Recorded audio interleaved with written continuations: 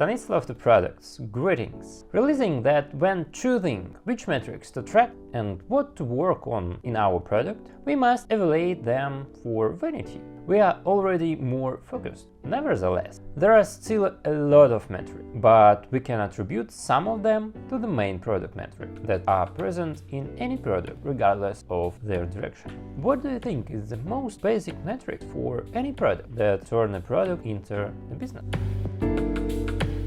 Choosing the path of product manager, we must accept the fact that creating and managing product, we must somehow think about the profit generated from the difference in income and expenses. Unfortunately, or fortunately, in the vast of majority of cases, we don't make products for charity or helping the world, but we strive to help the world through sustainable products that seek to be self-sustaining and profitable early or later. This becomes especially true in recession periods of history, such as the one in which we are dipping into the current time.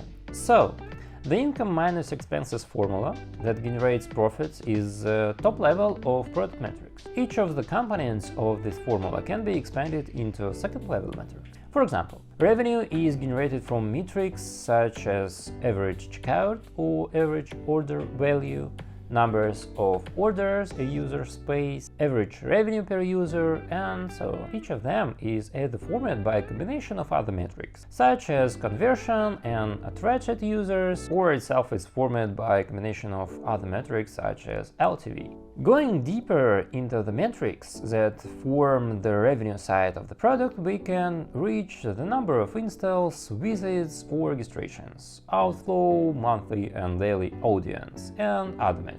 In turn, expenses will be influenced and formed by such metrics as the cost of traction, administrative and operating expenses, and other metrics that can be attributed to measuring the speed and amount of the conditionally loss of money in the company accounts. Looking at such a mass of metrics presented, we can draw several conclusions.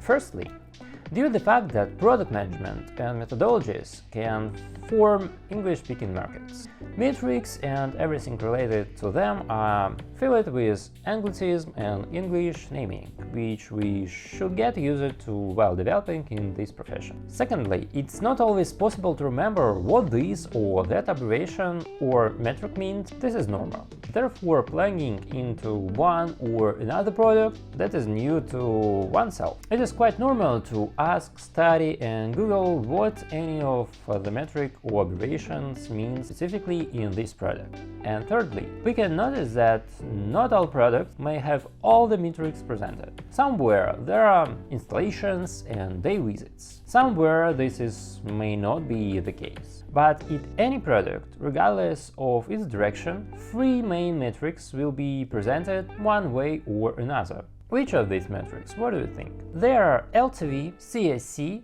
and customer retention metric. Let's look at them in more detail. LTV and CAC are metrics that can provide a basic understanding of a product's performance, potential, and opportunity. Customer acquisition cost, or CAC, is an indicator of the cost of attracting one user or client. So it's how much, on average, of course, it costs us in the marketing budget to turn a conventional person from the street into our client who has performed a useful action for our product, such as paying or subscribing. Lifetime value, or LTV, is all the income, or in another word, all the money that we will receive from our user until he leaves our product and stop using it, contacting him and forgetting the way to him. So to calculate CAC, we need to divide our entire marketing budget spent for a period by the number of customers attracted for the same period. So we get the average cost per customer for this period. To calculate LTV, we need in turn the number of purchases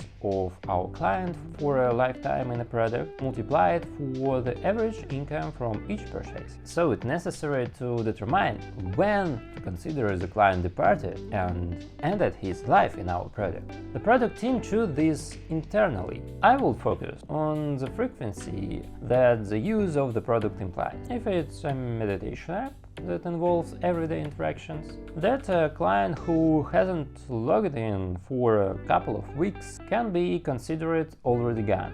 In an online store of vacuum cleaners, the frequency of purchases will be much less frequent, which means that the customer's life may be more extended in the time.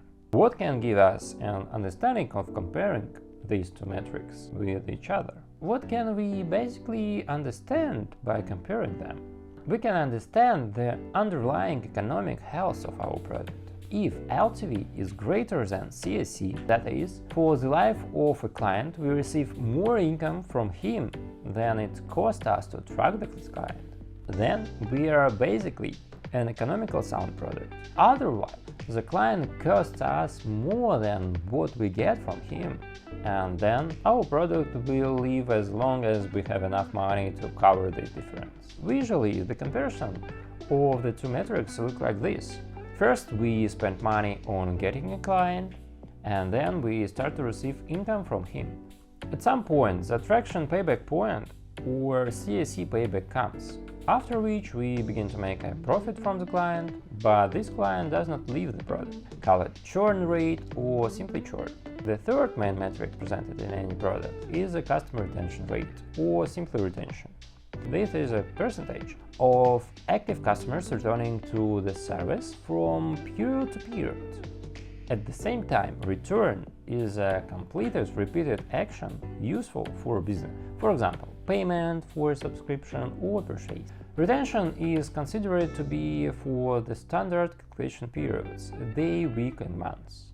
In different product industries, in different markets, completely different levels of retention are considered the norm. To calculate, we need to divide the difference between the number of customers at the end of the period and the number of new customers who came during this period by the number of customers at the beginning of this period. Similarly, we can calculate not customer retention but revenue retention, that is, the return of income from period to period. For example, we provide some kind of subscription service, the cost of which depends on the volume of services provided. For example, cloud storage, and accordingly gigabytes or terabytes of space offered. For example, during the May period we had 10 paying customers, of which only 3 remained in June. Let's calculate the monthly retention rate for the period of June. We need 3 clients, the number of clients at the end of the period. Subtract 0 clients, the number of new clients from the period. We are not giving this information. Divide it by 10 and convert it to a percentage. Our customer retention rate is 30%. But if we look at the subscription cost of the same users, it turns out that in May 10 users paid an average of $10 per subscription, and in June the remaining users already paid $100 per subscription. Let's similarly calculate the return of income from these users for the same period. To calculate, we need to calculate the user revenue at the end of the period by multiplying 3 users by $100, subtract the user revenue at the beginning of the period by 10 users by $10, and divide by user revenue at the beginning of the period. So we get a revenue retention rate of 200%. Since in the end revenue is more important metric for us than the number of customers, we can conclude that increasing loyalty and the depth of use of our product by remaining users bring us the main income in this example.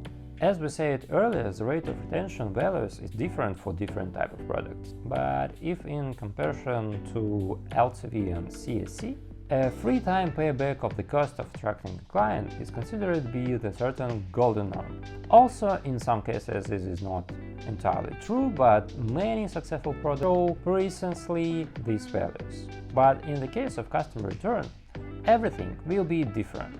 Here are several retention graphs broken down by product areas, as well as the case of different products' approach to the some content streaming market. HubSpot's head of corporate development, Brett Coffey, told Forbes that the company used a formula that broke down its LTV and CAC ratio so it could make more precious business decisions on what levers to pull. Coffee compared their formula to a machine. Put $1 in at the top and the LTV and CAC ratio will tell you, roughly, how many dollars come out at the bottom, he said. If your money isn't multiplying, you are going to want to spend some time tuning that machine. So there are a lot of metrics we have in products, but we need to choose them correctly. First of all, look at your LTV, CAC and retention. It helps you to start. We will talk about other metrics in future, so be subscribed and farewell.